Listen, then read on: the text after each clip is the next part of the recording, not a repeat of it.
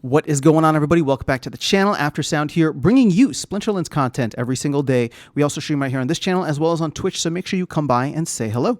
This video is also brought to you by my music, which is available anywhere you stream music under the name After Sound, and I do have a new song coming out on February 14th, Valentine's Day, called Dreamin'. So there is a link to the Spotify pre-save below, and if you're using Spotify, I would greatly appreciate if you consider it. But thank you all so much for the support, and let's go ahead and dive in.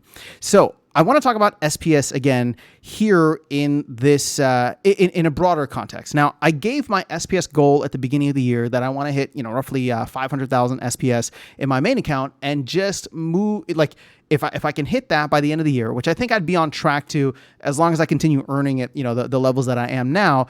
It should be relative, it should be, I don't want to say a breeze, but I could probably do it sooner if I tried, but I don't want to try. That's just what it is. In the longer run, though, what I want to show is this, because I don't know if many people, especially the newer folks, are aware of what the staking requirements and the staking multipliers are.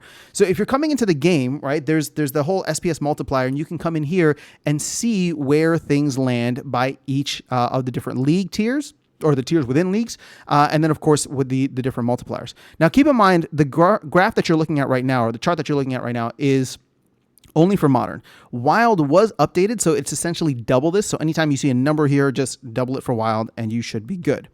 So the thing is, as we look forward to the future, one thing to keep in mind is that these numbers might change, right? For whatever reason, these numbers might change because there's only X amount of SPS available, right? 3 billion that's going to be minted. We've already burned, I think, 130 million. And as we continue to burn more over time, the team may choose to, I would assume, reduce these. But before we even get there, I don't want to rely on that, right? So therefore, I'm looking at this from like a broad perspective. What would you want to do?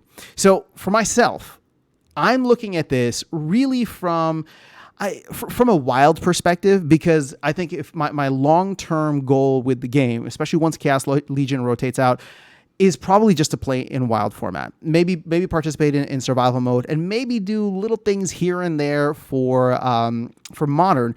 Maybe I'll do like an all gold card deck, right, or something like that, but stay in bronze or silver just to get the new cards, but not feel like I need to go crazy and heavy investment on these cards, which is not even the term I like to use. Like if it's just an entertainment budget for me, I'm never going to be able to afford, like a maxed deck, especially while something is still in Modern format. So as I look at the chart, the place where I end up now quite often, actually in Wild, is Champion 3.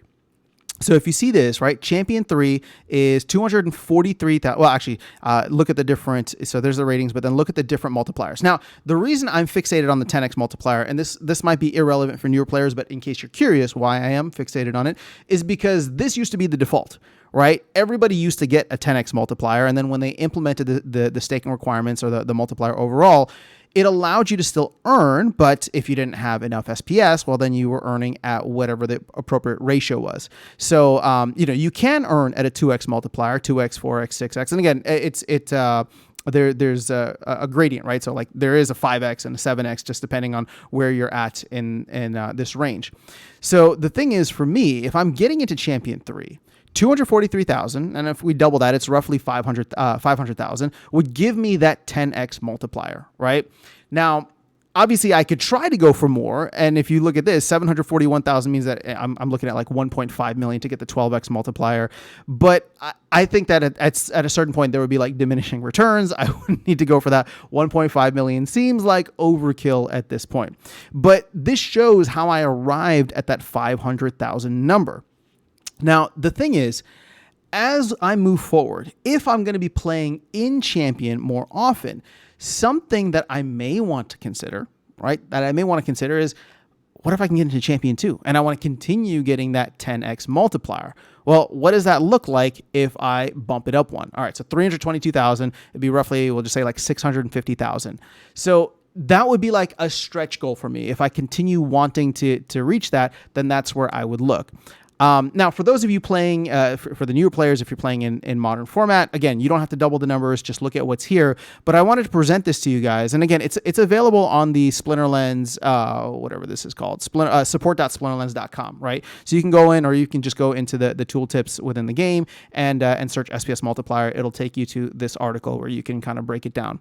Now, again, you don't need to have the 10x to earn. You can earn at the lower levels. It's just your multiplier will be significantly less, but I'm an older player, or old-ish player, right? I'm not an OG, but I came in 2021. And so therefore, like, the 10x multiplier is important to me.